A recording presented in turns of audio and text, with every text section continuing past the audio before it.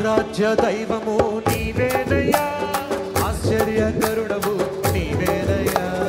ఆరాధ్య దైవము నీవేనయ్యా, ఆశ్చర్యకరుడవు నీవేనయ్యా.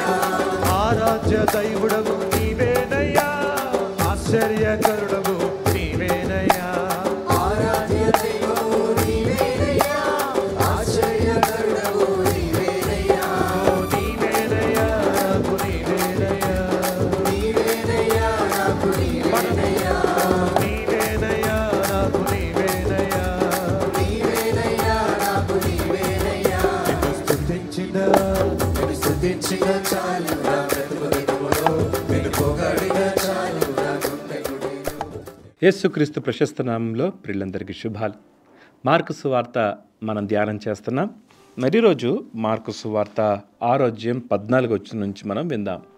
ఆయన కీర్తి ప్రసిద్ధమాయను గనుక రాజైన హేరోదు ఆయనను గూర్చి విని, బాప్తిసమిచ్చు యోహాను మృతులలో నుండి లేచి ఉన్నాడు గనుక అతని యందు అద్భుతములు క్రియారూపకమగుచున్నవని చెప్పెను. ఇతరులు ఆయన ఏలియానియు, మరికొందరు ఈయన ప్రవక్త అనియు, ప్రవక్తలలో ఒకని వలె ఉన్నాడనియో చెప్పుకొనుచుండిరి. దేవుడి మాటల్ని మన వినికిడిలో దీవించినగాక. మనం చదివిన భాగంలో యేసుక్రీస్తు యొక్క కీర్తి ప్రసిద్ధమాయెను.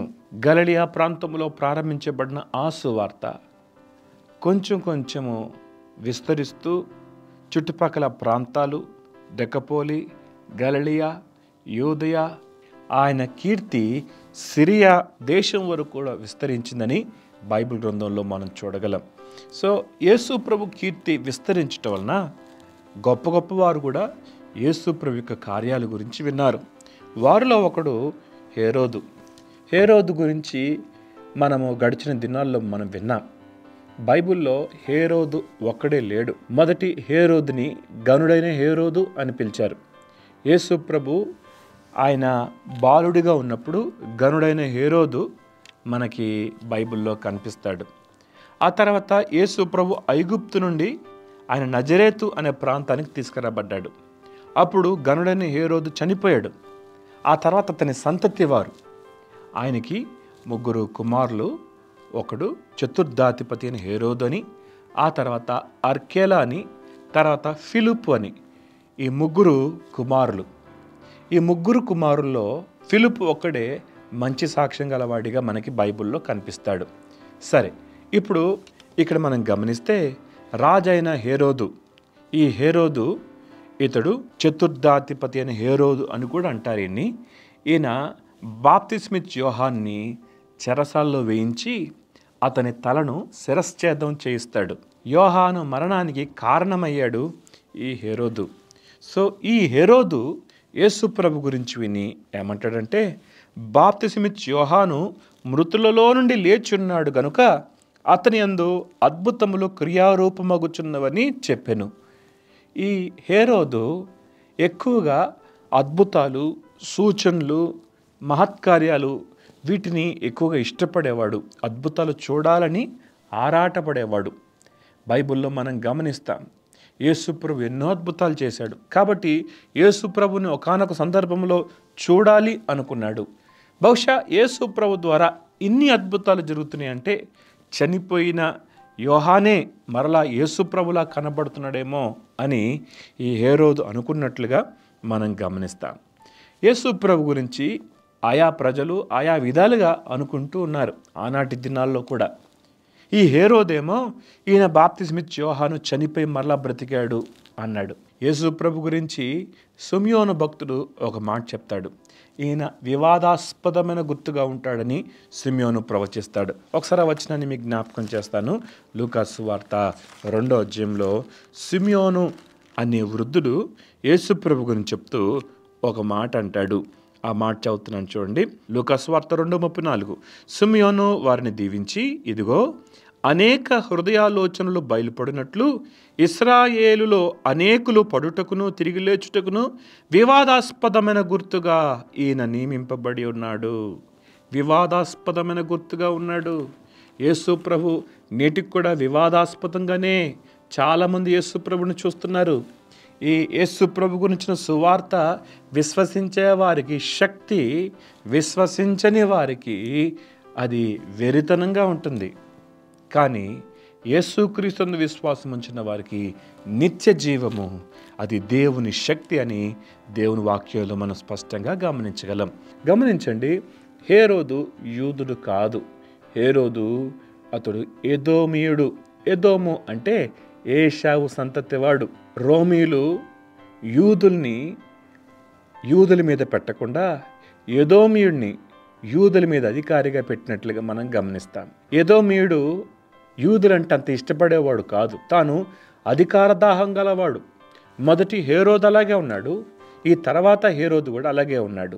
ఈ చతుర్థాధిపతి అయిన హేరోదు యోహాను ఎలా తల తీసేశాడో ఈ భాగంలో మనం చూస్తాం. ఇతనికి భార్యలు ఉన్నారు, అది చాలదన్నట్లుగా ఫిలిప్ భార్యను కూడా ఉంచుకున్నాడు. నీ సహోదరుని భార్యని చేర్చుకుంటా న్యాయం కాదు హేరోదు అని ధైర్యంగా యోహాను అందరి ముందు ప్రకటించాడు. యోహాను బహు ధైర్యం గలవాడు. అందరి ముందు దేవుని వాక్యాన్ని కొండబద్దలు కొట్టినట్లు సత్యాన్ని సత్యముగా ప్రకటించేవాడిగా మనకి కనిపిస్తున్నాడు. ఎప్పుడైతే నీ సహోదరుని భార్య ఉంచుకుంటే న్యాయం కాదు అని హేరోదుని యోహాను గద్దించినప్పుడు 18వ వచనంలో మనం చూస్తాం, ఇతడు ఆమె నిమిత్తము యోహానును పట్టి తెప్పించే చెరసాలలో బంధించి ఉండెను. యోహాను అరణ్యంలో దేవుని వాక్యాన్ని బోధిస్తున్నప్పుడు అనేక మంది గుంపులుగా దేవుని వాక్యం వింటుండేవారు. ఈ యోహాన్ని ఆమె ఎంత పగబట్టిందంటే, నా గురించే చెప్తావా, హేరోదు గారి గురించి ఇంత ధైర్యంగా చెప్తావా అని యోహాన్ని చెరసాలలో వేయించింది. యోహాను చెరసాలలో వేయిపిస్తే ఆమె సంతోషపడుతుంది అనుకున్నాడు హేరోదు. ఆమెను సంతోషపరచడానికి హేరోదు యోహాన్ని చెరసాలలో వేయించాడు. దేవుని సువార్తను ఆపేద్దామనుకుంది, దేవుని సువార్తను మూసేద్దామనుకుంది, యోహాను పరిచర్యను ఆపేద్దాం అనుకుంది. ప్రియదేవుని బిడ్డలారా, హేరోదియ అతని మీద పగబట్టినందున అతని చంపగోరెను. కొంతమంది స్త్రీలు పగబట్టారంటే ఒక పాము పగబడినట్లుగా పగబడతారు. దేవుని బిడ్డలుగా మన హృదయాల్లో ఇలాంటి భావన ఉండకూడదు. ఇదిగో హేరోదియ యోహాన్ని చంపాలి అన్నంత పగతో ఉన్నట్లుగా మనం గమనిస్తున్నాం. హేరోదు అయితే యోహాన్ని తప్పించాలని ప్రయత్నం చేస్తుండేవాడంట. ఎందుకనగా యోహాను నీతిమంతుడును పరిశుద్ధుడైన మనుషుడని హేరోదు ఎరిగి అతనికి భయపడి అతన్ని కాపాడుచూ వచ్చును. ఎప్పుడో హేరోదియ యోహాన్ని చంపించేసేది. హేరోదు చెరసాల్లో ఉంచాడు కాబట్టి ఒక భద్రతా స్థలములో ఉన్నట్లుగా యోహానున్నాడు.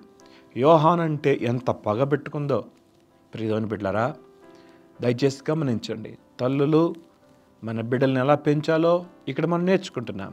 హేరోదియా ఏమో యోహాన్ని చంపించాలి అని కోరుకుంటుంది, హేరోదేమో యోహాన్ని కాపాడాలి అనుకుంటున్నాడు. అతడు నీతిమంతుడు పరిశుద్ధుడు అని గుర్తించాడు. కానీ హేరోదు మనసు చంచల మనసు. ఎప్పుడు ఎట్లుంటుందో తెలీదు, ఎప్పుడు ఎట్లా మారుతుందో తెలీదు. ఓసరవలిలాగా హేరోదు మారుతూ ఉంటాడు. ప్రార్థన చేసుకుందాం. మహోన్నతులకు దేవ సర్వాధికారానికి స్తోత్రాలు. ఇదిన మీరు మాతో మాట్లాడిన ప్రతి మాటను బట్టి వందనాలు. నీ వాక్యము మమ్మల్ని హెచ్చరిస్తున్నప్పుడు వెంటనే మా హృదయాల్ని పరీక్షించుకొని సరిచేసుకుంటకు సహాయించండి. పగబట్టేవారిగా కాక లోబడి క్రమపరచబడి దిద్దబడే వారి గుంటకు సహాయపడండి. పెట్టుబడిన మాటలు మా అందరి హృదయాలు నీరు కట్టి ఫలింపచేయమని యేసు నామములో అడుగుతున్నాం తండ్రి, ఆమేన్.